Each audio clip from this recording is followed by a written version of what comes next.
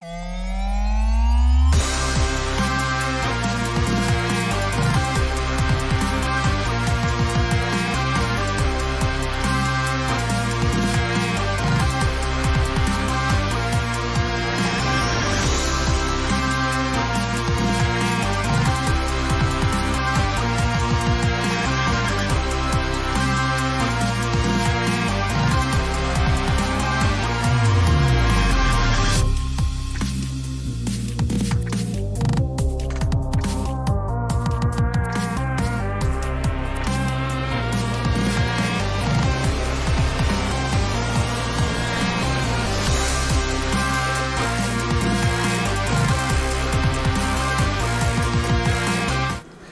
everybody, and welcome back to another weekly edition of Timeout Talks, which is brought to you by Chase and Thrills Custom T-Shirts and Accessories, sponsored by the Ice Shaker, and also sponsored by Make It Mac.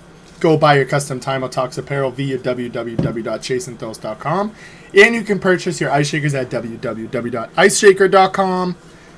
We are back for another week. We're getting 1 week closer every week to the NFL football season. We're going to be talking the DeAndre Hopkins signing.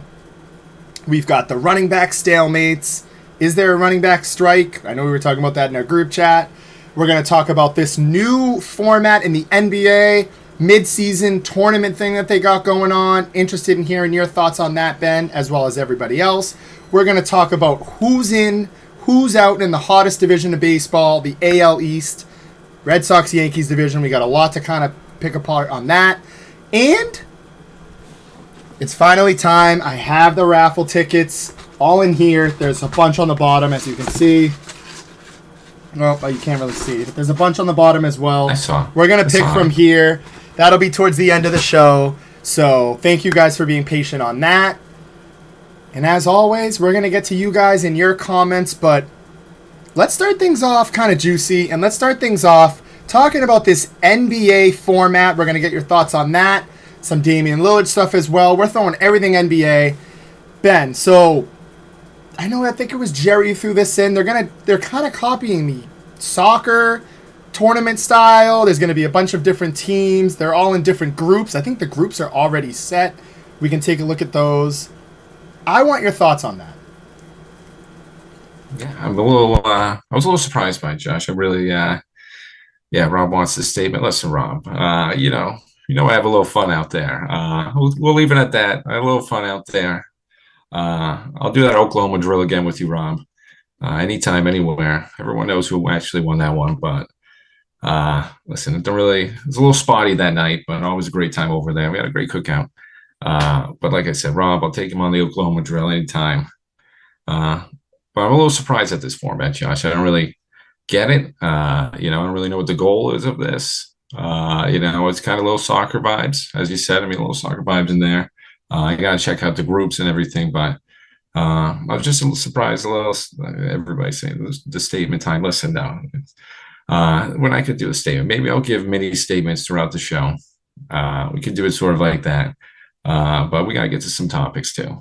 But listen, like I said, that's what happens when you party with me. It gets a little wild. But this term, Josh, now they got me distracted. He's really Rob has really got me off track. I'm laughing, I'm coughing because they're looking for this Ben statement. Ben got a little too folded that night, and I think people are waiting for him to address it. We've got plenty of time. A little fun. Listen, that's what those cookouts are meant for. Like I said, it's when you're going with me, it's a long night. It's a long night. We had some fun. Like I said, we had some Oklahoma drills. The pool was used. It was a good night, a good all around fun. Like I said, I'll take Rob anytime in that drill. Maybe I think I won that one. I'm going to be honest with everybody. Rob wants to see the highlights now. We're not going to see the highlights. You can just take my word for it. But get us back on track, Josh. This I don't want to. I'm going to keep going off on this. Yeah, it's a weird format, Ben. And honestly, we were talking a little bit before the show too, or even during the show. It's kind of, I know you mentioned it as well. It has this like soccer vibe to it. I should have printed out the groups. But here are the groups. We're going to start off in the East, just kind of throwing it all at you. We got the 76ers in East A. 76ers, Cavs, Hawks, Pacers, Pistons. That's Group A of East. Then you've got the East B, which is the Bucks, Knicks, Heat, Wizards, and Hornets. Then the East C, C for the Celtics. Celtics, Nets, Raptors, Bulls, Magic, which seems like a light division in the East. And then over in the West, we've got West A, Grizzlies, Suns, Lakers, Blazers, Utah Jazz. West B, we got Nuggets, Clippers, Pelicans, Zach's Pelicans, Dallas Mavericks, Houston Rockets. And then the West C, to finish out all the groups, is Sacramento Kings, Golden State Warriors, Minnesota Timberwolves, Oklahoma City Thunder, and the Spurs. That's an interesting little young group over there, which I'm excited about. But yeah, Ben, it's a marketing pull. It's for money. I think that's kind of how I look at it. I'm not too keen on it. I'm not in love with the idea. I'm not going to knock it. I know that this has been talked about a little bit in the past. Excuse me, I got something in my throat. But yeah, it's been something that they've talked about in the past, especially during COVID when they were trying to figure out the play-in tournament and how that would work. I know they had mentioned an in-season tournament that you win some cup, like it's soccer. I don't care. I mean, I know there's been a lot of backlash on this. In the back of my mind, I have the don't knock it till you try it, quote, but at the same time, it's just, I don't know. It begins November 3rd, kind of at the beginning of the season. They're trying to do this when the players, at the beginning, when things are kind of fresh. I get a weird feeling from it. It's not soccer. It's not like you can do all these different, you can play with your club team and then you can go do international. And then while you're playing in your club team, you have your league games, but then you also have your cup games with your club team.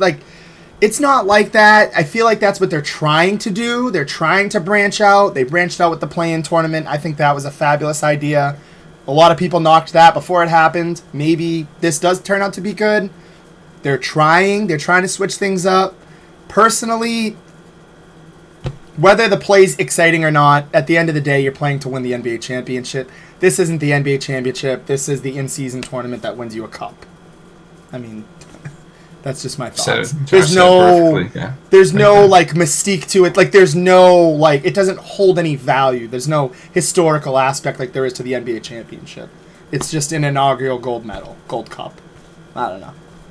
Yeah, I mean, like you said, Josh laid out perfectly just the soccer. Soccer players go through this grueling schedule. You go to these league games, club games, and then World Cup, qualifiers, and just all these other sort of avenues. I thought the problem with the NBA was the load management. So I'm kind of concerned with, who's going to even be playing in some of these games.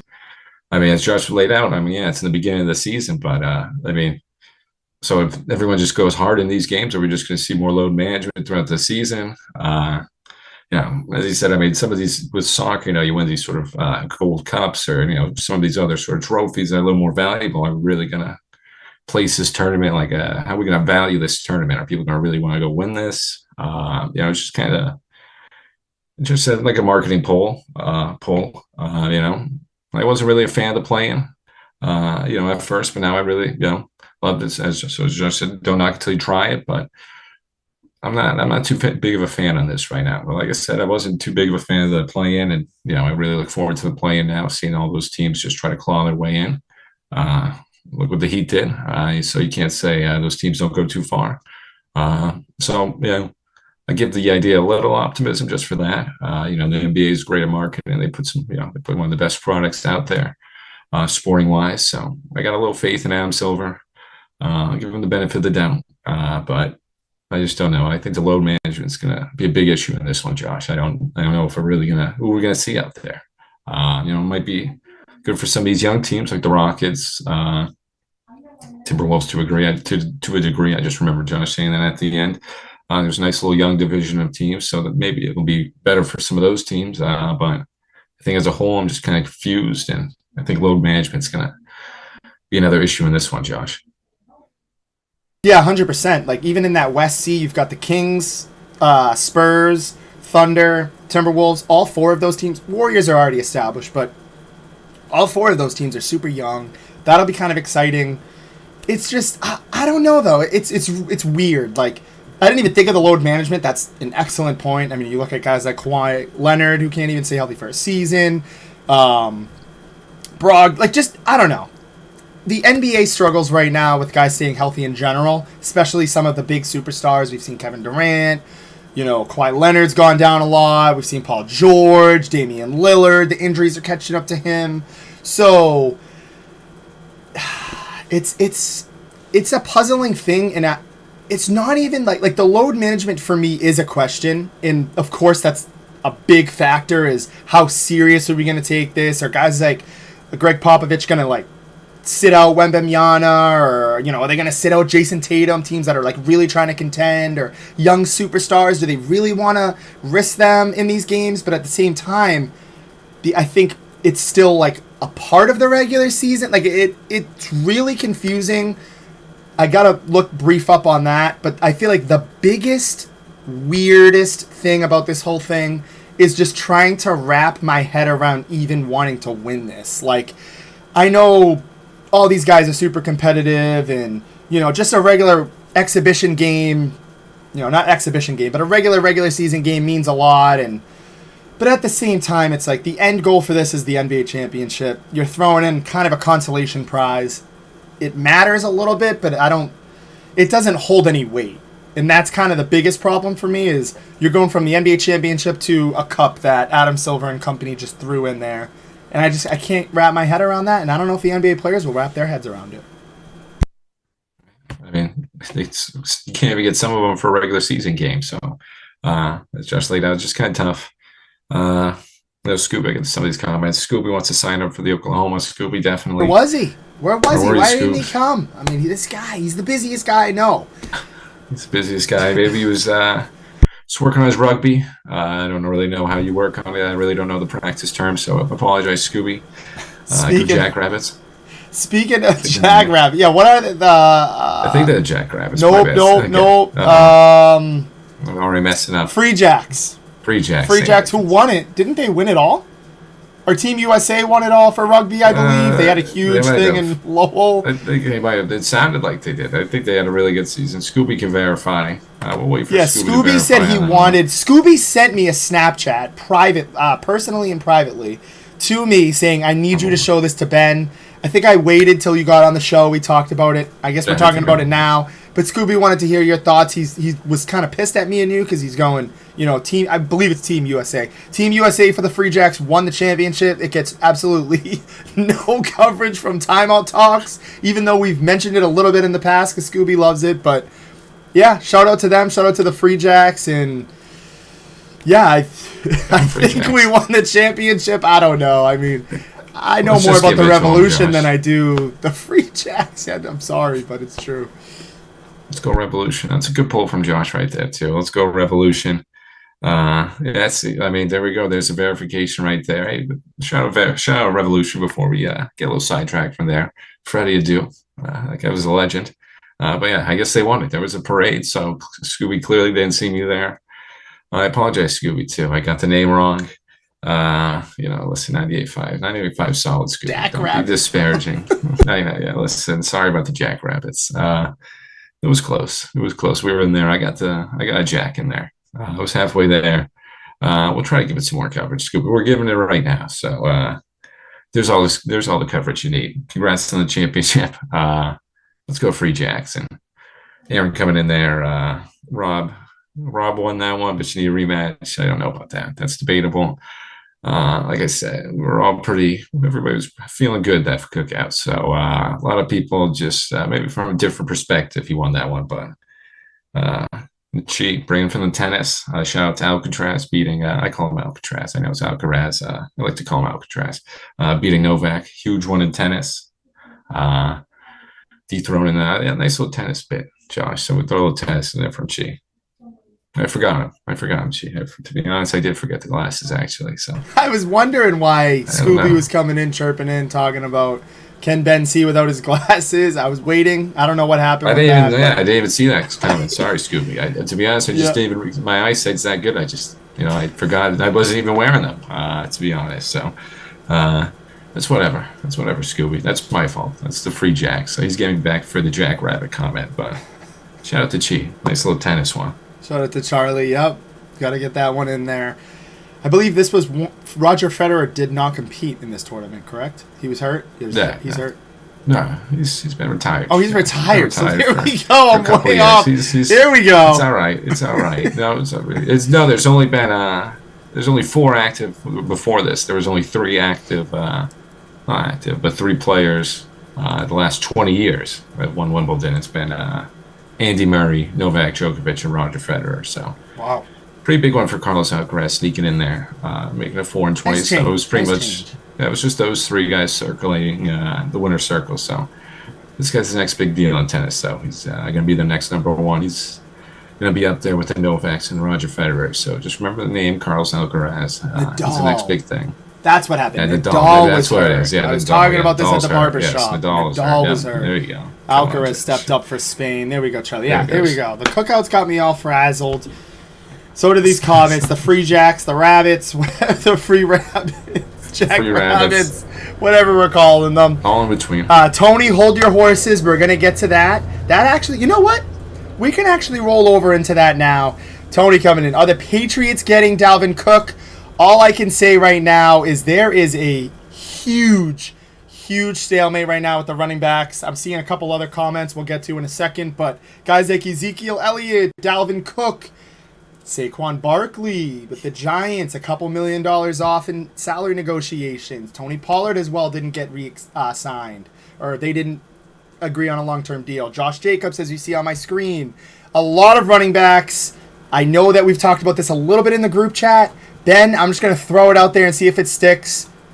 Is this setting up for a running back like strike? And two-sided question here. Are the Pats going to pick up Dalvin Cook? I say no. They don't need him. No, yeah, it's an easy one. I'll dive a little more into that after. I like the running back stalemate one more, but no, the Pats, they're not getting down. I mean, unless they're thinking it's the early 2000s now and they just run the ball the whole time, they missed their chance. They had DeAndre. We'll get that a little later too. I don't know what happened with the DeAndre one. Maybe he just didn't like what he saw in New England. I think that was a big miss for them. That would have been huge. Obviously going to the Titans, we'll get to that, but it's tough with this running back stalemate because the running backs do have a point. I mean, they so a tweet from Jonathan Taylor saying, if you do well, you succeed, then you get paid, and you're supposed to go through all these hoops, and you're supposed to be rewarded for all these actions, and then once you get rid of them, and you get rid of them at the end of the deal, just to get another running back. So the position is getting devalued. Pretty toughly, pretty unfairly at this point. Now it's just a passing league. It's just the nature of the league right now. It's all about the quarterbacks and receivers. And like I said, I mean, it stinks, but for franchises, that's the easiest sort of way. At the end of that rookie deal, just part ways. Just go get another guy in the 3rd, 4th round. If you got a solid offensive line, you should be able to just run through there. Especially with sort of this new not new offense, but I mean sort of the new schemes you've seen from the Chiefs, just putting the running backs wherever and then being sort of receiving threat as well. The position is just kind of devalued. It stinks. I love seeing the running backs. Those are my guys. Shout out Najee Harris. I love seeing Le'Veon Bell. Even Rashard Mendenhall, Willie Parker back in the day, just some classic Steelers running backs. So tough to see the position go like this, but I don't think I see a stalemate ending like this. I just don't think it would be smart for the running backs to do that. I think I think the NFL would just move on. They would just find some other people to play. Unfortunately, there's plenty of people who want a shot at this. So I think if they want to stall out or have a little strike, I think they'll just bring up some other guys and say, all right, on to the next ones, unfortunately, because it's just the position right now. It's just easily replaceable. And it stinks. But it's kind of crazy seeing Bijan already being sort of in the highest paid running backs, and he just hasn't even played the snap yet. So it's just, I don't know, it's kind of a crazy situation for the running backs right now. You just got to make your money when you're young, Josh. You got to get it while you can. Save the body, save your mind. You don't want to get crushed your whole life, because that's the running back position. You're just constantly getting hit every play. So I'd say get your money while you can, and then just get out real early. So, but I do not see a strike happening. Uh, no. I agree, Ben. I think it's just too far for that to happen. And as you mentioned, there's plug and play guys, and that's kind of the way that the league is turning into. I see a couple questions coming in here, but I think one of the biggest things with the running backs is, and I know we've talked about this for a long time, James. Welcome in, James. Here we go. This is James's first comment on social media. I had to give him a little shout out there for that. But one of the biggest things was it started with people devaluing running backs in the first round. Oh, you don't want to draft running backs in the first round. Steelers got a lot of slack for it. The Cowboys drafted Ezekiel Elliott, Saquon Barkley to the Giants. A lot of people kind of saying, oh, they put themselves in a weird situation. Now, with all these restructures and teams kind of putting money to things that they really need, like Scooby mentioned, a huge part of the running game is that offensive line. You're seeing offensive lineman restructure. You're seeing the quarterbacks restructure to pay wide receivers and bring all these defensive guys in here. And I think people are forgetting about the running backs and realizing you can kind of just plug and play. Like, look at Damian Harris. He ran for how many touchdowns this season before Ramondre Stevenson joins? Ramondre Stevenson joins the team. Guess what? We don't need you, Damian Harris, anymore. Look at Dallas. Same situation. Put all their marbles in on Ezekiel Elliott. This whole back and forth, Zeke going to Cabo and getting in shape, and the Cowboys in this tough situation. Jerry Jones puts the pen to the paper. Guess what? Tony Pollard starts to emerge. Zeke starts to look slower, and now we're having a little bit of a controversy here that ended up really becoming an issue because now Ezekiel Elliott isn't even a Cowboy and he still isn't even paid. You look at Dalvin Cook, who had a lot of injuries. To your point, Ben, and to Eddie's point, the 2 to 3 year lifespan for them. They release him. They want to put their money to Justin Jefferson and some other guys. So it's just an endless cycle. I think a lot of people are starting to realize the running back position is plug and play. You can draft guys in the 4th or 5th round, kind of like Ben's point, guys that just literally want to play. They want to make a name for themselves in the NFL. And you look at guys like Tony Pollard, Ramondre Stevenson as well, Najee Harris. You got to be able to run the ball effectively and be a pass catcher as well. And it's crazy because I feel like the running backs, it really started in fantasy football. You started to notice, like, wow, like the running backs are kind of a dime a dozen to draft. And then you put them on the field, it's kind of the same thing. So teams are figuring that out. It's going to be interesting. I do think guys like Dalvin Cook and Saquon Barkley and Josh Jacobs, they'll find new homes, even if they don't figure something out with the Giants, or they'll restructure, or maybe the value isn't as high as they thought. It'll happen. The name says enough, but again, it is a huge issue, and I think I finally come to terms with it too. Like, Tony Pollard hasn't signed yet, and I'm honestly not freaking out because he just had a huge injury.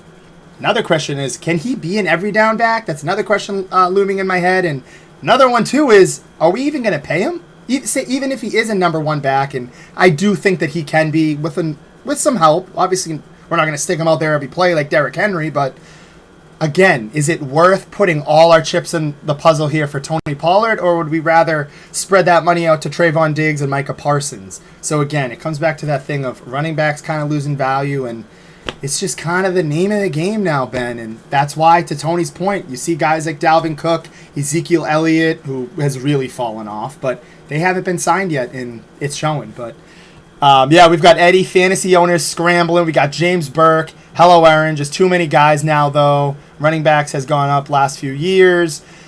And what else? Yeah, we see... Oh, Charlie, good question here. Any chance Jacobs or Saquon sit out till this season? I think so. I think both of them could. It seems like Saquon Barkley and the Giants are in some weird... Like, they were, like, really, really close to a deal. And the Giants were not budging from that number. This was a Bleacher Report update that I got. So I could see this kind of lasting. I know Saquon and a couple people have come out and said in the past, oh, we're not going to sit. But I think this could become an issue right up until week 1. I don't know if they sit out. I don't know if anything, they sit out for 1 to 2 games. I don't think it goes on for the whole season, but we'll have to wait and see. Yeah, I know. I owe no apologies, Jimmy. Why am I on? Listen, I'm always on. I can never get in trouble. I evaded every time. Don't worry. We were having fun that night. Don't worry. Jimmy was probably sleeping at that time. He's got an early bedtime, so he wouldn't get it right now. But maybe one day I'll let him know. But he's saying the running back position's gone up the last few years. I really don't see that. I mean, Najee.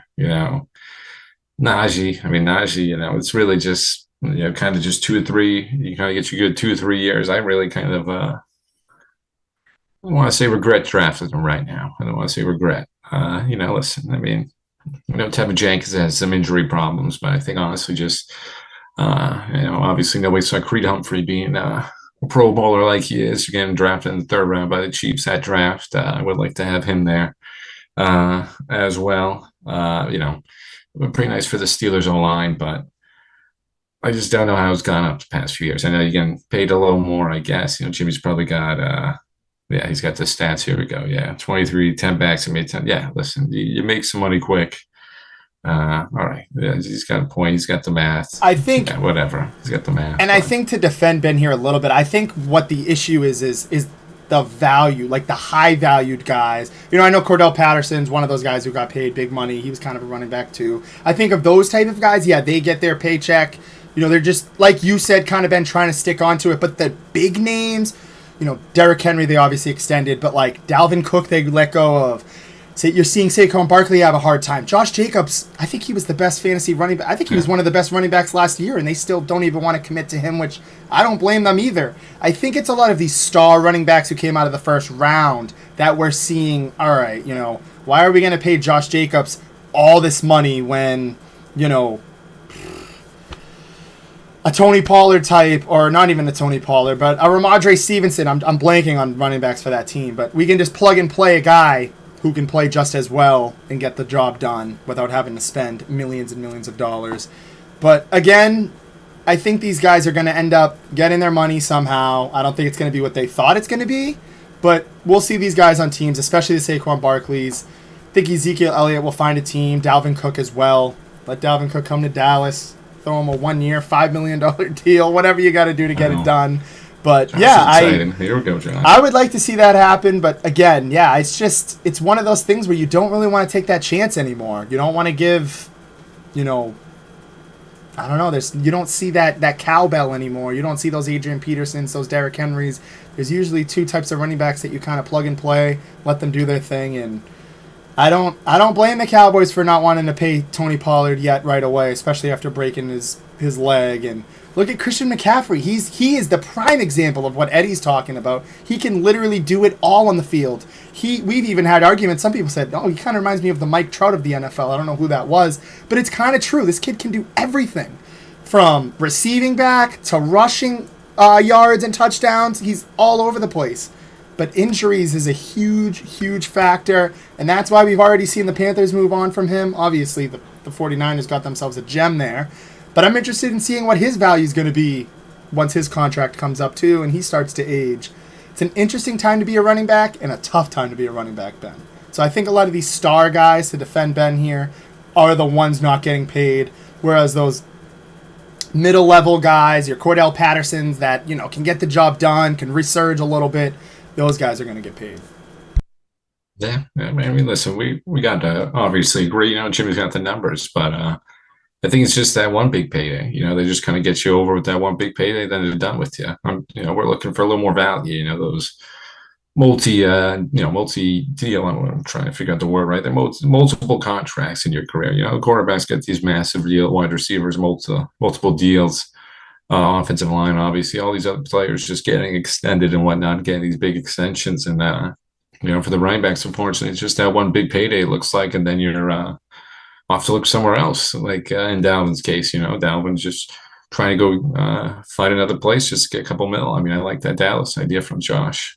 Josh going to be a little sidetracked right there. That'd be a nice little compliment to Tony Pollard. I think Cowboys should look into that. They're never afraid to spend some money, so I think that'd be a nice little addition to Dallas. But yeah, I think it's just sort of the value of the position has gone away. And you just got to get your money while you can.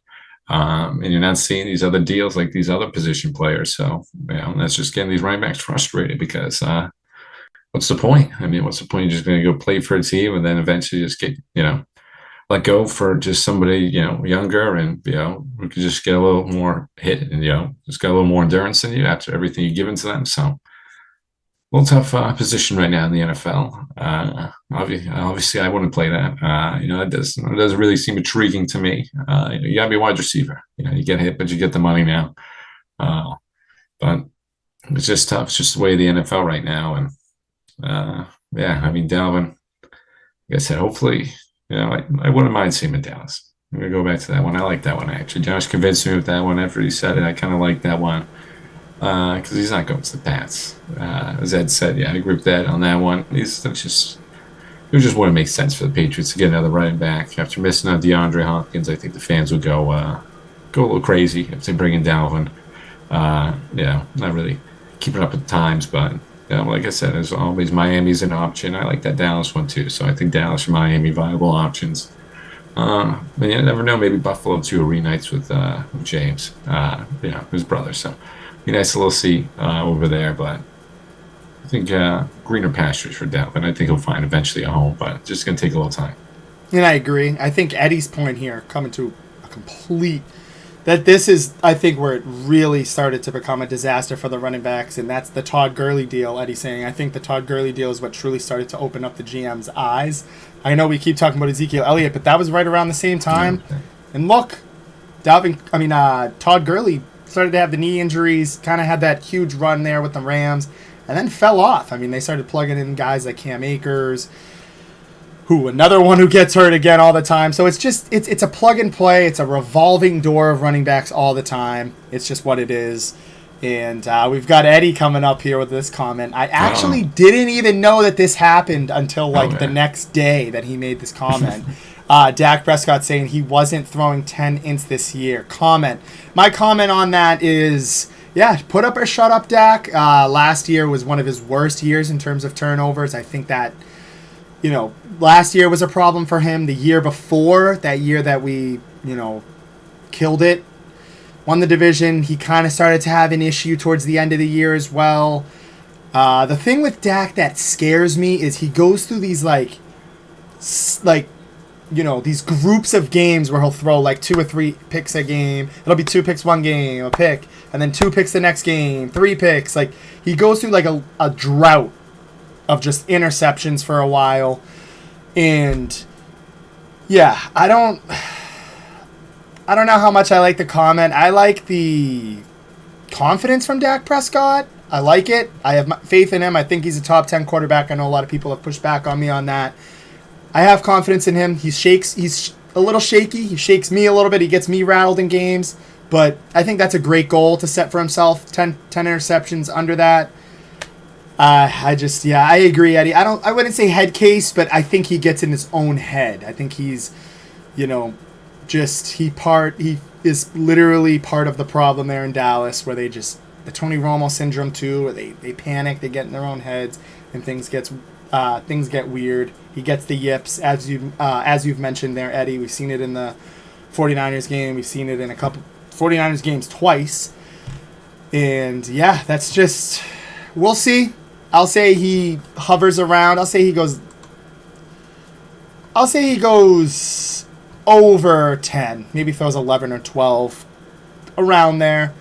A great goal would be to go under 10. But after however many turnovers last year, I think he led the league in turnovers. Had a bunch of fumbles as well. I'd like to see him, and I'm glad that he knows this.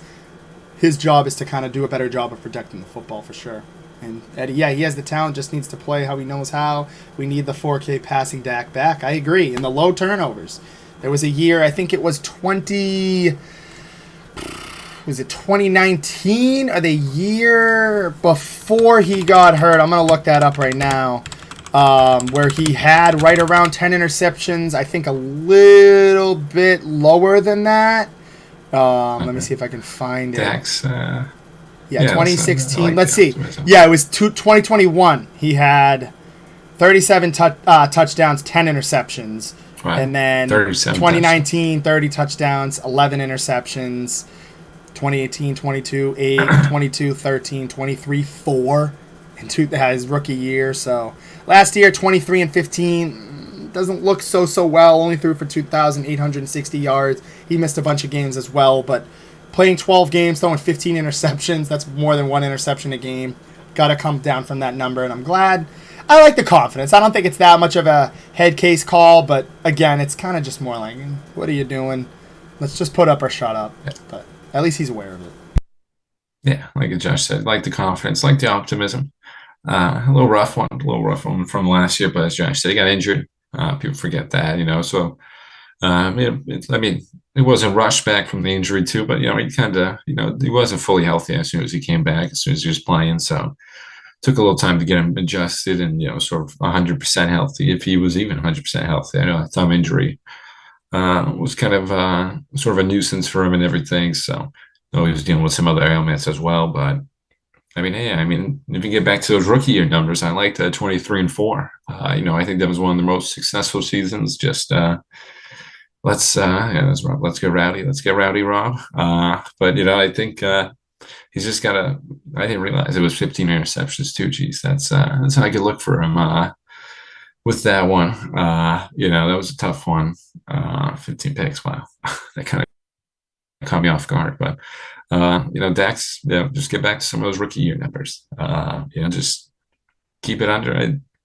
If you keep under 8, that'd be great. I want to maybe see that 7 to 9 range. Just control the ball. That's what this Dallas team does well. Control the possession, control the clock. Let that defense do its thing, and Dak will eventually do well. Protect him, get the ball to CD. Pollard will be able to do his thing like Zeke. So hopefully that's a game plan, but. It's just, he's just got to calm down. Maybe maybe if this offensive line improves as well, we'll see another progression from that rookie. I forget the rookie from Tulsa. I think it's Smith. I forget what his name is, but hopefully that gets a little more improved. And here's Rob. Rob's going crazy. But she switching up right now. Throw that one in there. Jets, best team for Hard Knocks. I think so. I think that's a solid choice with Aaron Rodgers coming in there and Breece Hall injury comeback story. You get that nice little juicy one for the tears and everything. You need a little heart jerker of a story, catch the audience's attention. I think this Jets team kind of interesting. So I like that one. See, there we go. That's fine. There we go, Rob. We got Ed responding to you. So we're still waiting on Sean. And he made a good point, Eddie. Eli used to throw 20 interceptions this season and still win the title, so he'll be okay. LOL. Yeah, I think Eli Manning's like one of the most turnover quarterbacks of all time. Yeah, playoffs has stepped up. That's true. I think Tony Romo has better career stats than him. Doesn't mean he's a better player. Eli Manning's borderline Hall of Famer, maybe should be. That's a discussion for another day. Go back and forth. I think he should be in there. But again, to your point, I agree. I think the Jets, it's the writing's on the wall. It made complete sense. They're a team that, I feel like Hard Knocks lately is just they're captivating teams, or they want to capture teams that, haven't had that success. I think this is better than a team like the Lions or the Falcons. The Jets hold more weight. They just went out and got Aaron Rodgers. They've got a flashy young team, like you mentioned, Ben, to bring in those fans.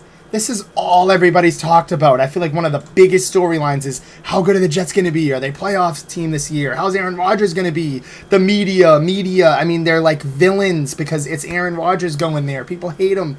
It's perfect. It's literally, I think, in terms of, and again, I see Charlie's comment, I think the Lions story was cool, but I think the Jets just bring in more publicity. It's a New York team. It's Aaron Rodgers.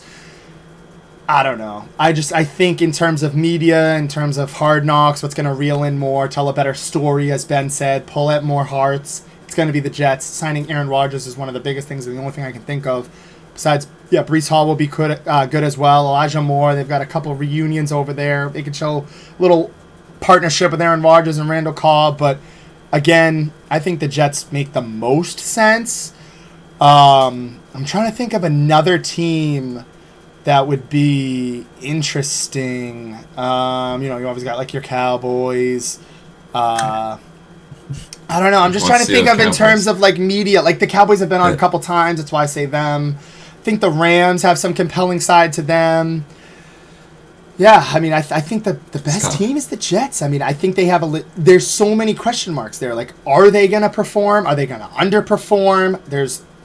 To be honest with you, I feel like I'm going to say a hot take, but I feel like the lights are shining the brightest on the Jets. I mean, everybody argues they're a quarterback away. You look at Dallas, they come short every year. People are used to that. Same thing with the Bills. It's kind of like, they have time. The Jets, it's kind of like short term here for Aaron Rodgers. Like, is this going to work out with their head coach? They kind of went all in.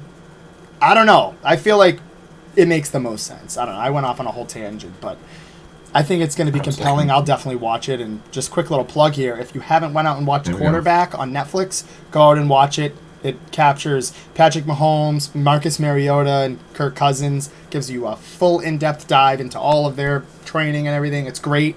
It's kind of got that Hard Knocks-esque feel to it. Very good. You should definitely watch it on Netflix. Quarterback. But yeah, I think they make the most sense, Charlie. I know the Lions are fun to watch. I think that they're a cool team that people are rooting for. But I think the Jets knock it out of the park. And shout out Jeff Warren. He's here. He's here, man. Yeah, And Scooby we don't really Rogers is care. gonna have his Jeff's worst there. season yet. Ow. Hey, Yeah, I don't think that they're gonna. I think the Patriots do better than the Jets. That's been my hot take, so I can go with it a little bit here, Scooby. I mean, that's a different listen. Scooby throwing in that Going deep. speaker at psychedelic convention. Yeah, I mean, technically you're right. I don't know. Jeff coming in. I did forget Jeff was here, so it wasn't here. Jeff forgetting what day it was. That's always good. That's always good from Jeff. No, but I mean, Scooby hitting us with that Rogers one. I don't think it's gonna be the worst season ever. Scooby's a little nervous. I think. He was a little nervous. His Patriot fans might be last place. Hopefully they are making a lot of bets. Apparently, so let's go Steelers. Steelers over Patriots. Better record. Let's get that one going. But I don't think he's gonna have his worst season to date. I think he'll be in the middle. He's got his weapons. Oh, Josh is ready. Josh, what was Josh got something? No, no, no, no. I don't think it'll be the worst. I'll have to look at the No, numbers a little more. I mean, they have a very young team, solid team. Elijah Moore, yeah, as you mentioned, Brees Hall. The one Garrett question Wilson. mark, yeah, Garrett Wilson. They went out and got back Randall Cobb. The one question mark that they have is the offensive line. I know they can't stay healthy for anything. I'm interested in seeing how that holds up for him, because if you thought the Green Bay Packers had a tough offensive line, the Jets have an arguably even worse, and these guys just cannot. Mekhi Becton. I mean, none of these guys can stay healthy. So that's going to be one of their biggest question marks. I think their defense is going to show up. Their running game is going to be solid. I think the offense, the receivers will do their job as best as they can, but the offensive line's not going to hold. And yeah, I don't know about worst season ever, but I do think that the Jets could be coming in with a little too much optimism from everybody. Sometimes it doesn't always work when you plug and play all these guys. Yeah, yeah. Listen, Benny bets. Listen, I got plenty of bets for that Steelers Patriots record. I've been putting my money where my mouth is. Listen, apparently I got one with Jerry now, so that I forgot about that one. I kind of slipped my mind. Like I said, it's kind of wild cookout. Me and Jerry going back and forth. Jerry's the man. I love going back and forth with Jerry, but got that one in there with him as well as Jeff and Colin. So I got three people: Steelers versus Patriots. Record bets. Let's go. Let's go. I think the Steelers schedule is looking good. Got an easier schedule, one of the easiest ones out there. So I just want to throw that out there. So I do put that money where my mouth is. Kind of a weird sentence to say, but I'm just putting it out there. So come on, guys, listen. Decent UFC this weekend too. Totally off subject, but Benny Bets want to throw some money around that UFC decent card this weekend too. Just want to throw that out there, but. And as Ed said, Hall was killing it behind that line before he got hurt, which is very true. That Jets offensive line, excuse me, not as bad as people thought. As people think. They got a couple solid guys. I forget who they had. They had the veteran. I forget it was from the Seahawks. I think it was Juwan Brown. I forget who it was, but they got a nice veteran over there to help replace that Micah Becton injury. Already. No, you guys actually See, now we're going all over the place. Now I want to go back to the comments because I forgot actually. I was pretty proud of Scooby earlier for his comment about Max Verstappen. Jeff just reminded me about that one, so I'm going to do a little sidetrack. Proud of you, Scooby, for that. He's a Max Verstappen. Is very fast right now. So proud of Scooby for tuning into F1. I'm a Ferrari fan, so very tough. I could care less. I just want to put that out there. We did not do the F1 segment, Jeff. You can throw whatever you want out there. Now we're doing it now. Yeah, you can throw whatever. It's kind of sort of the end of the show. We're kind of I'm all over the place. We got a lot of good comments today, so we're going to comment heavy. But I just want to get that one to Scooby. I totally forgot to give Scooby his props for that one, so I'm giving Scooby the props on the F1 knowledge. You can see Scooby checking it out. Makes me feel a little more bad about the Jackrabbits comments. I wasn't checking out the rugby for him, but just know I'm a Ferrari fan, Scooby. So it's been a rough one. Another rough one. Got to get on this F1 scene. I mean, isn't it on Netflix I can get on to kind of get hooked? Is that what you're saying? Oh, yeah. The Drive to Survive, Josh, to be able to catch up with the 5 past seasons. You'll be able to see all the highlights of top drivers throughout the years and currently. It's good, just sort of history of the sport. Gives you all this sort of, I hate to throw football in there again, but X's and O's. Yeah, Scooby said that's pretty much how everyone gets into this. Drive to Survive is really well put together. Kind of behind the scenes, kind of, not really Hard Knocks, but in a way Hard Knocks. Mm-hmm. You get to hide behind the scenes, you get the drama of everything. Everyone just picks their teams, as I mentioned, Ferrari drivers. So. Which teams are there again? You got Ferrari, Mercedes, Alpine. There's a multitude of them. Haas, the American one, they stink, but McLaren. The top one is obviously Red Bull right now. I shouldn't say obviously, but Red Bull. Mercedes has been dominant for so many years up until now with Lewis Hamilton leading the way, but Max Verstappen, excuse me. I always like to say it like that, but is taking over right now, Josh. He's kind of like the Tom Brady. Another comparison I hate to say, but kind of the Tom Brady of the sport right now. The kind of Red Bulls, kind of the Patriots. Yeah, I mean they're just dominating. They're killing everybody, doing it with ease. He's already won it this year. He's already got enough points to win the, I believe, the championship for himself. There's a points one for the drivers, and there's team ones, Josh. So you get 2 trophies. So, gotcha. Yeah. So. I don't know what Jeff's woeing about. Jeff doesn't like that Tom Brady comment there. You can't lightly on the Tom Brady. He's a Red Bull, yeah, whatever. I'm just talking about the dominance. Oh, Lewis Hamilton is Tom Brady. Max Verstappen is Patrick Mahomes. I guess, yeah. Well, I guess that's pretty good. Verstappen. I always get confused with two, Josh. I say it differently every time, probably, but yeah, that's a better comparison. Whatever. I meant to say, yeah. I guess that's a better one right now. Yeah, that's an easier one. I just wanted to display the dominance of Verstappen right now. Nobody's touching him. It's, I guess, I mean, you saw some cracks from Mahomes, but whatever. I don't want to get weighed down in this comparison, Jeff. I don't want to get weighed down in it. But everyone, check it out. Choose your teams. Like I said, you want to join the Ferrari side, join my side. But if you want to join the winners, Red Bull's on top right now. Bandwagon, Rob, Red Bull for Rob, and ours go together. We are going to switch places here for the last, 5 minutes, 6 minutes before we do our little raffle. Who's in, who's out in the AL East? This division, hottest division in baseball. All 5 teams are over 50 wins. All 5 teams are over 500. You've got the Tampa Bay Rays in first, Baltimore Orioles in second, Toronto Blue Jays in third, Red Sox in fourth, Yankees sliding down to fifth.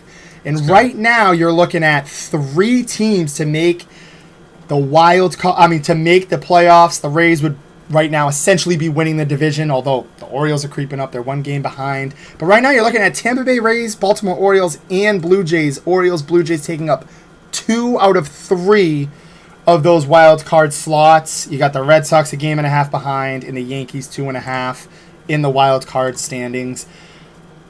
Jeff, the Yankees not making the playoffs.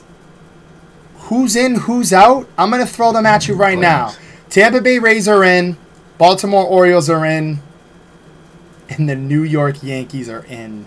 I think there's going to be 3 teams. I was so not ready to give it to the Orioles. I thought they were just a little too young. They're too red hot. They're lightning hot around the bases. They're pitching very, very underrated and very, very well.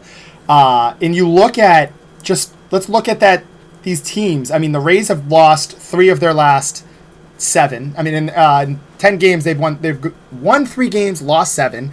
And then you've got the Orioles, Blue Jays, and Red Sox going 8-2 in their last 10. Yankees going 3-7. Yankees are getting healthier, so we'll figure out what happens. Carlos Rodon's back. They're looking at a couple guys. I would love for them to go get Nolan Arenado. I don't think that's going to be the case. But I like the Tampa Bay Rays to make it, Baltimore Orioles, and the Yankees with the Blue Jays and Red Sox out. The Yankee in me says that we're going to make it somehow. 9 games out of the division, which we probably won't get, but only 2.5 out of the wild card. It's a tough one, Josh. It's a tough one. I don't want to be a homer, but I think you got the first 2. I think the Rays obviously a little too far gone, a little too far ahead, I should say. Excuse me, but they already built up a lead. I know they've been struggling, as Josh pointed out, a little struggle city right now for the Rays. A little tough loss to the Rangers last night, dominating that whole game and letting up a couple runs in the 8th. We've been letting a couple of leads slip away. Offense hasn't really been hitting as well as they were in the beginning, but I think the Rays, Orioles just already sort of made their paths pretty clear, already sort of just established themselves. I think they're already too far ahead. That really just comes down to that 3rd spot, because I do believe, along with Josh, I think 3 teams get in. I think the rest is just the AL is a little weak right now, especially that Central. West is really just, got the Rangers, Astros vying for it, and Angels are falling apart. Shohei's just literally carrying them pretty much every game. Mariners kind of died out. They're kind of just middle of the pack. So it's just kind of a 2 dog race over there. So, like I said, forget about the Central. Whoever can get out of that division, probably the Twins. I don't even know who's leading that one. That's pretty tough. I was about to say, we don't need to worry about those guys. Yeah, I mean, Scooby bringing up a good point. Imagine having that Yankee salary and not making the playoffs. A little tough one. Can't really say what the Mets and the Padres almost the Mets and Padres almost having $1 billion in payroll, and neither of those teams really looking like they're going to make the playoffs at all. The Yankees got a better shot. So listen, Scooby, I appreciate the effort, but I gotta rein in on the Yankees hate right now. The Yankees they've been battling through the injuries, so that death's been coming up for them. They've fought through some of those injuries where they really haven't in the past, sometimes. So I give them credit for that. They've been staying competitive. But I'll just give it to the Red Sox. I think the Red Sox sneak in. I don't know. This pitching has been getting a little better. I just don't want to give it to the Yankees. The Blue Jays, the Blue Jays are way too inconsistent. So I think it's just one of us, and I'm going to give it to the Red Sox, Josh. I think this hitting's just going crazy right now, and I think the pitching's finding the stride a little right now with some starting pitching, finding some good starting rotations in there from guys, and that's all we need. And hopefully let's just take advantage of these games like the A's. Let's just get these wins against the A's, Josh, and keep moving on. Oh, 100%. As you know, this division is stacked. And an interesting thing here, the Orioles are 1 game behind the Rays, so they could win that. I mean, that'd be wild if they were able to take over and win that division. Something to keep an eye on. I'm interested in seeing how that plays out down the stretch here. But yeah, as you mentioned, it is a rat race. It is a huge tightrope. I mean, they are just jerking back and forth between the Red Sox, Yankees, Blue Jays. Yankees go up to 3rd. Red Sox go down to last. It's all over the place. There's plenty of time. It actually would be very embarrassing if the Yankees don't make the playoffs. I mean, I don't know why they shouldn't. Aaron Judge, it's that whole thing is embarrassing as well. I'm not even going to use the excuse that he hasn't been healthy, because I feel like that's half the embarrassment, is we just went out and paid this guy after having a great year. Now he's not fully healthy. The toe thing, that's saying this could go on for surgery. It could last for years. We've heard a bunch of different things. Then we hear he could be back for the next Subway Series. They're all over the place. If we can get him back, I mean, that's our anchor. As you mentioned, Shohei Ohtani. Judge is kind of our anchor for our team. Love to have him back, but there's no excuses, Ben. They need to go out. They need to make trades. Every year, the Yankees need to be aggressive at the deadline. Same as the Red Sox should. They kind of are in no man's land, the middle land there. But yeah, the Red Sox pitching has gotten hot. The Yankees hasn't. I think one of the biggest things moving forward is how hot these pitching the pitching for these teams is going to be, and who makes those right adjustments at the trade deadline this year. The Yankees making some good ones last year. I know the Rays always make their low-key underdog ones. Orioles as well. I think they'll probably kind of just ride the storm with their young team. And Blue Jays, you got to think they make it over the hump. This is the best division in baseball, Ben. Like I said, I'd love to see the Yankees get out of it. 5 games over 500. 2.5 out of a wild card spot right now. You got the Astros kind of hovering. They got some injuries they got to handle too. Jordan Alvarez, Jose Altuve. List goes on and on. But again, Yankees need to make it. We are running short on time, so we are going to get to the raffle winner for Timeout Talks. Speaking of Red Sox and speaking of baseball, we timed it out perfectly. We've got tickets that we're giving away. It's the Atlanta Braves at the Red Sox. This is July 26th, 7:10 game. If you did the raffle or you were trying to do the raffle, time's out. This is the pulling for it now. I've got this bin right here full of them. I'm trying to look through it right now. I've got a bunch in here as we look. And we're going to start the pull right now. We're going to give it away. I'm pulling. Going crazy in here. This is all legit. We didn't have as many raffle tickets as we did last year, but we've got a bunch. We're gonna do the poll right now. Tough, Josh. Listen, the Red Sox a little, the Celtics a little better pull. Oh, for sure. Sure. Everyone loves seeing the tickets. Celtics, I did it. I've got the ticket. I've got the ticket right here. It is in. Here we go. I'm gonna show it to the camera first. Actually, I'll show it to you guys. Oh wow! Ben wanted it to happen, and it happened. Chris Shimizu is the winner of the tickets. We've got it right here. There we go. I don't know if you guys can see it. It's Chris. You can barely see, but it's Chris S. Got the name on here. I have over 50 tickets, so I wasn't writing out the whole name and number. He got it. Chris Shimizu, congratulations to you on those Braves Red Sox tickets. That is next Wednesday. Let's go. Very happy for him. And yeah. There we go. We finally did it. And, yeah, thank you for everybody for participating. And we'll be having some more raffles as the year goes on. And we'll do a couple more live shows soon at some point. So hold on. We'll have more for you guys. But, yeah, again, thank you to everybody. And congratulations to Chris. Enjoy those tickets. Yeah, as always. And I'll hand it over a great to show. Yep. Yeah, no. Always, no, I got you. As always, just another great show. Comments flowing today. Loved it. Just great back and forth with everybody. Like I said, they can't keep me off. Everybody we had a little fun this weekend. We're gonna keep having some fun, Josh. It was a great time. Great cookout. We'll be doing some Oklahoma drills. So hopefully I get to see Scooby out there as well. We'll get a rematch with Rob in there too. But shout out to Chris. He deserved it. Put a lot into that raffle. So shout out to Chris. Hopefully enjoys that game. It's going to be a good game. Braves, Red Sox. Braves looking dominant. Hopefully the Red Sox can sneak a win in there. But Josh, I'm gonna end it on this one. Steelers over Pats record. Let's go.